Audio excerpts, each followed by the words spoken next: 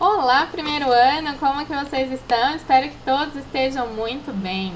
Hoje, na nossa aula de Biologia 2, nós vamos continuar falando sobre a classificação do reino animal e para isso hoje nós vamos falar sobre o filo Cnidaria.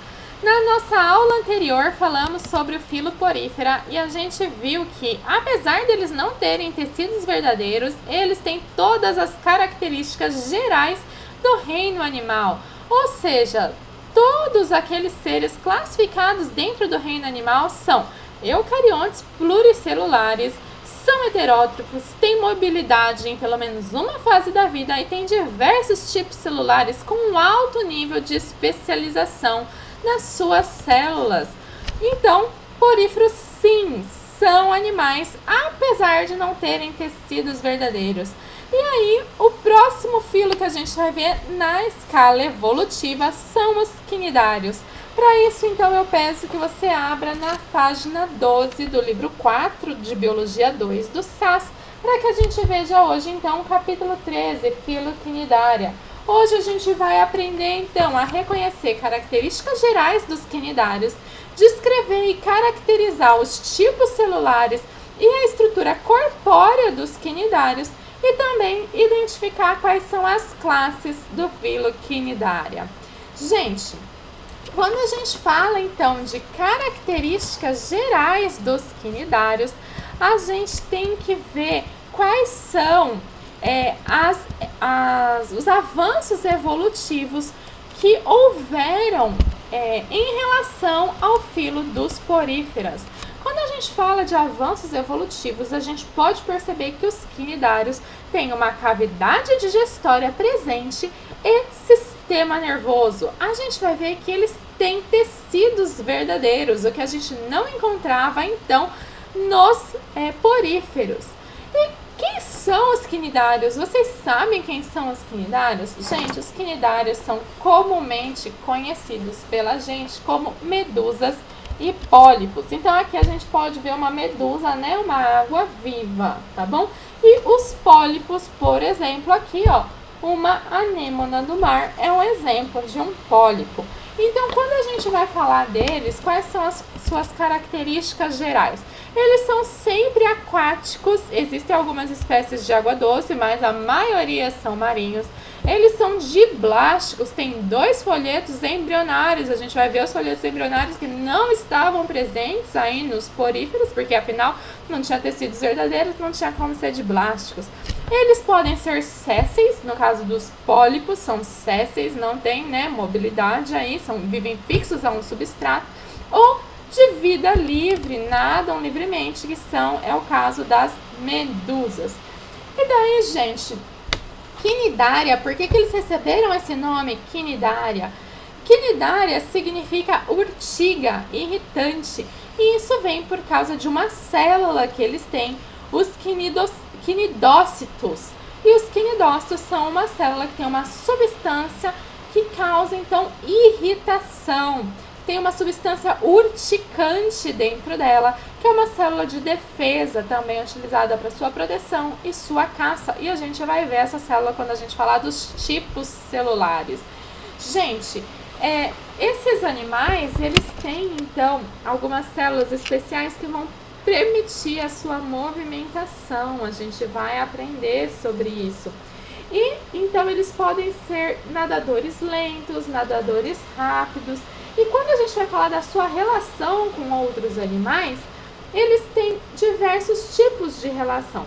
Desde relação de comensalismo, onde, por exemplo, eles vivem sobre conchas de outros animais. Por exemplo, algumas anêmonas vivem sobre conchas de gastrópodes. Tem espécies que são ectoparasitas, vivendo, né, causando prejuízos aí a alguns peixes, vivendo sobre eles, tá bom? Mas eles também podem servir de habitats para diversas espécies, por exemplo, as anêmonas, que servem de habitat para peixe palhaço, ou os corais, que servem de habitats para diversas espécies e criam ecossistemas únicos no mundo. Gente, tem associações mutualísticas com algas, a gente já aprendeu sobre as algas, né? Então, a gente tem aí cerca de 11.000 espécies de quinidários descritos atualmente. E os quinidários mais antigos, os registros que nós temos mais antigos, datam aí de 570 milhões de anos atrás. Vamos falar sobre a organização corporal desses quinidários. Então, a gente já falou que eles têm tecidos verdadeiros, então são de blásticos, com ectoderme e endoderme, tá bom? E daí, a ectoderme a gente chama de epiderme, né? Então, eu fiz um desenho aqui, ó. Olha que linda a minha medusa, né? A ectoderme eu fiz de laranja, olha só, que é a epiderme. E a endoderme é a que fica do lado de dentro, tá bom? Essa é a cavidade digestória. E aqui eu tenho a boca, que no caso da medusa, a boca é voltada para baixo. E aqui, ao redor da boca, eu tenho tentáculos. Desenhei só alguns, tá bom? Gente, então aqui a ectoderme a gente chama de epiderme. E aqui a endoderme a gente pode chamar de gastroderme, porque é a derme da cavidade digestória. E aqui dentro, então, a gente tem a cavidade gastrovascular, porque aqui vai acontecer tanto a digestão quanto a distribuição dos nutrientes, que a gente vai aprender como que isso aqui funciona. E mais uma vez, entre as duas camadas de célula, a gente vai ter aquela camada gelatinosa chamada mesogleia, ok? Então, aqui é um desenho de uma medusa. Por quê? Porque aqui no nosso livro, a gente tem o desenho de um pólipo. Então, por isso que eu fiz o desenho da medusa. E agora a gente vai acompanhar no desenho do pólipo para aprender todos os tipos celulares. Então, vejam aqui na página 14 o pólipo. Gente, o pólipo é basicamente a mesma coisa, só que virado ao contrário. E com uma base para se fixar no substrato. Então, você pega essa medusa, vira aqui ó, de ponta cabeça, daí você alonga ela e faz uma base para se fixar no substrato. Mesma coisa, gente, olha, a boca virada para cima, uma base no substrato, tentáculos ao redor da boca, só que mais alongadinho. Mesma coisa, olha só. Boca, tentáculos ao redor da boca, mais alongado e fez uma base. Mesma coisa. Temos então epiderme, gastroderme e no meio mesogleia. Prontinho, mesma coisa, tá bom? E aqui no meio, dentro, a gente tem então a cavidade digestória. E aqui a gente tem então um zoom daqui do tecido para que a gente possa ver as células da epiderme, as células da gastroderme e aqui a mesogleia que eu falei para vocês que está entre as duas. E aqui a gente tem a descrição de todas as células que a gente tem. Gente, as principais células da epiderme são essas células cúbicas que tem aqui, que servem para o revestimento e proteção, que são as células mioepiteliais epidérmicas, tá? Elas recebem esse nome mio na frente do epiteliais de epitélio, mas mio porque elas estão ligadas ao sistema nervoso, tá bom?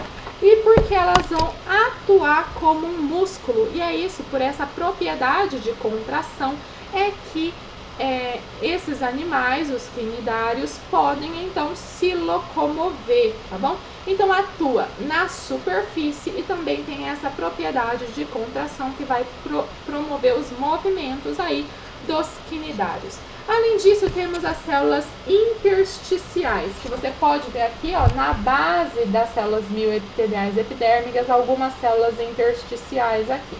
Essas células intersticiais são células tronco, totipotentes. Elas podem se diferenciar em qualquer tipo celular. Ou seja, elas podem originar gametas, podem originar brotos, podem originar nematocistos, que a gente vai ver, células nervosas. Gente, são células totipotentes, originam qualquer outro tipo de célula que seja necessário. Na gastroderme, a gente tem células glandulares. Vejam só que células glandulares, perdão. Se as células glandulares estiverem aqui ao redor da boca ou no disco basal, no caso dos pólipos, elas vão produzir um muco pegajoso. No caso da base, para se fixar no substrato, no caso da boca, para ajudar que os alimentos se grudem ali, tá bom? Uma substância adesiva. E no caso do interior da gastoderme, está produzindo enzimas, tá bom? Para serem jogadas dentro da cavidade digestória para fazer a digestão extracelular, começar a digestão extracelular. Afinal, cavidade digestória, enzimas, digestão, beleza? A gente já vai falar sobre digestão um pouquinho mais adiante. E também temos células sensoriais, que vocês podem ver aqui, ó, na epiderme, tem um ganchinho aqui para fora, tá? É um receptor, um pelo receptor sensorial, que vai receber, então, tanto estímulos químicos quanto estímulos táteis. E daí, junto dessas células sensoriais, temos células nervosas, porque daí as células nervosas vão poder, então, distribuir para o corpo de todo o animal esses estímulos que foram recebidos, e daí esses impulsos nervosos vão ser distribuídos, e daí, então, todo animal vai poder responder a esses estímulos que ele recebeu do meio. E por fim temos os quinidócitos, que são as células especiais dos quinidários. Então todo quinidário tem quinidócito. Então você quer saber se o animal é um quinidário? Veja se ele tem um quinidócito. Se tem quinidócito, é quinidário. Os quinidócitos, eles ficam distribuídos por toda a epiderme, ok? Mas eles ficam concentrados nos tentáculos dos animais, tá bom? Então eles distribuem por toda a epiderme, mas eles estão concentrados nos tentáculos. E como são essas células? Elas são células alongadas, tá bom? Então elas são células alongadas ou ovoides. E temos um desenho aqui na página 15, olha só, aqui, tá bom? Então elas são alongadas, né, mas meia ovoides, tá bom? E daí elas têm aqui em cima, pro lado de fora, que fica exposto, elas têm esse quinidocílio, que funciona como um receptor tanto de vibração de água ou um receptor tátil. Quando ele é acionado pela proximidade de uma presa ou proximidade de um perigo, isso vai fazer com que o opérculo se abra. O opérculo, então, é essa portinha que fica aqui em cima, tá bom? O que isso vai fazer? Isso vai promover um influxo de água por osmose. E daí, quando tiver esse influxo de água por osmose, isso vai projetar esse filamento urticante que está recolhido para fora. Então, olha, isso vai fazer com que esse filamento seja expulso em grande velocidade para o lado de fora. E daí ele vira do avesso mesmo, tá? De tão forte a pressão, vira do avesso. E quando ele vira do avesso, todo esse filamento, que tem o formato de um chicote, acaba levando junto toda essa substância urticante que tem aqui dentro. Essa parte aqui é chamada de nematocisto, ó, que é toda exposta, o filamento urticante descarregado, e daí descarrega o líquido tóxico, tá? Que é esse líquido urticante, tá bom? Depois que ele faz toda essa projeção, esse quinidócito morre, precisa ser reposto, tá bom? O que esse filamento urticante faz? Depende do tamanho da presa, do animal que recebeu isso, depende do tanto de substância tóxica. Isso pode, desde queimar, paralisar, matar a presa. No nosso caso, a gente tem muitos acidentes com quinidários, né, que pode desde queimar até matar o ser humano. A gente vai falar um pouquinho disso mais pra frente, tá bom? Mas isso aqui auxilia, então, se for, por exemplo, uma presa pequena, daí com os tentáculos, né, os tentáculos se movimentam, a gente falou das células, né, que tem capacidade contrátil, e daí, então, eles levam a presa até a boca e colocam dentro da cavidade digestória, perfeito?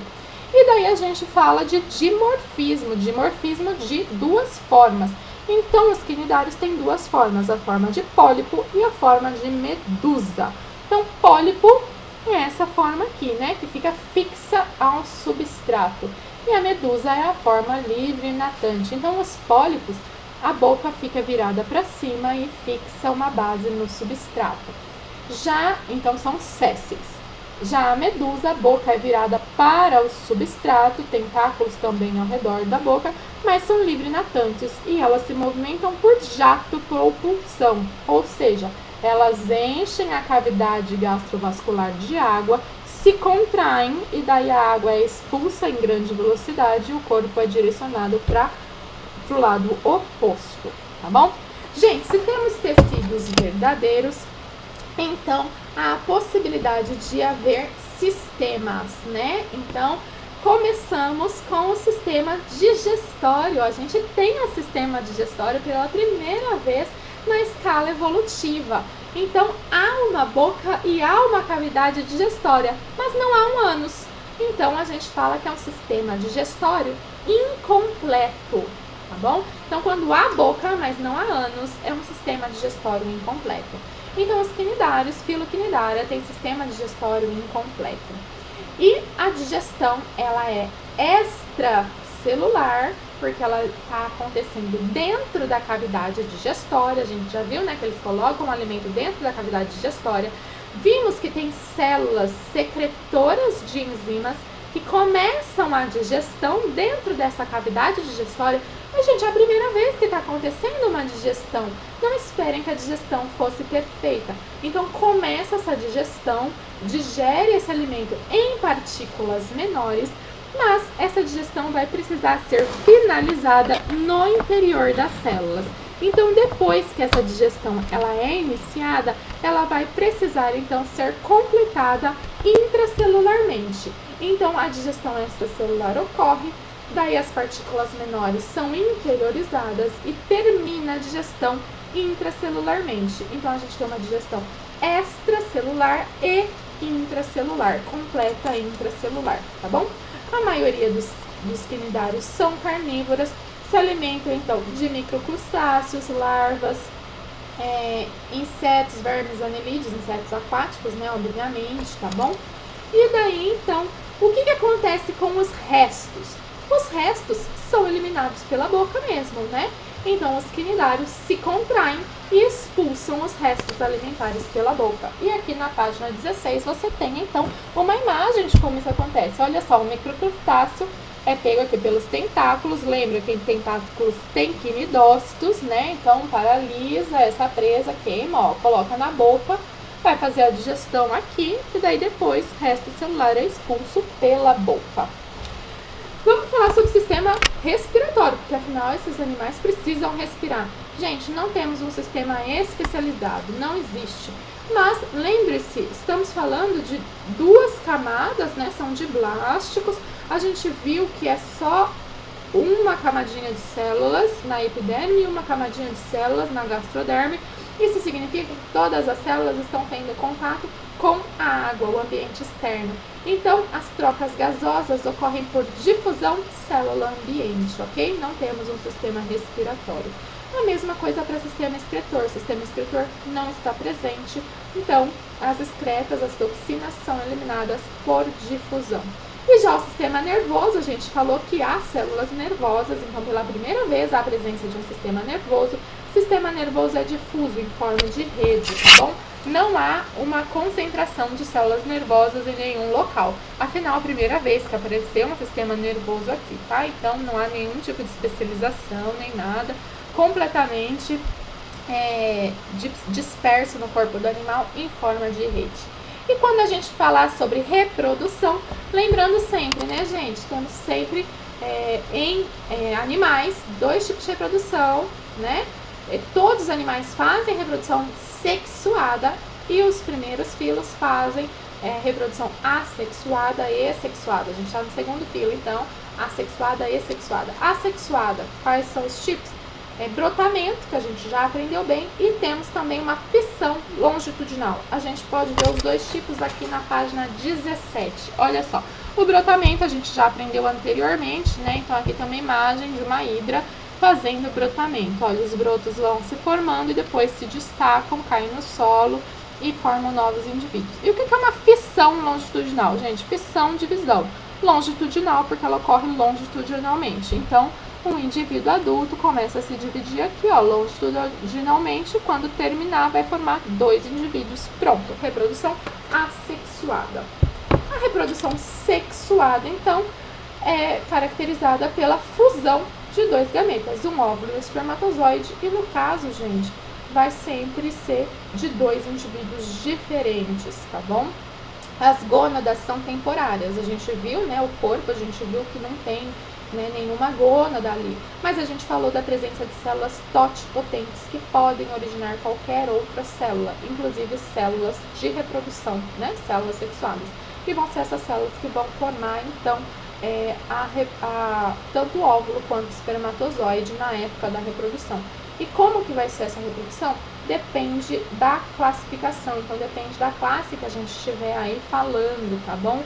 Pode ser que tenha classes que tenham alternância de gerações, tem classes que não têm alternância de gerações, tem classes que tem só o formato de pólipos, tem classes que tem o formato só de medusas, tem classes que alternam pólipos e medusas, e daí vai depender da classificação, tá bom? Gente, vamos dar um intervalinho aqui na nossa primeira aula, respirar um pouquinho, e a gente já continua a nossa segunda aula falando sobre filogenia e classificação das quinidades. Até daqui a pouquinho. Tchau, tchau!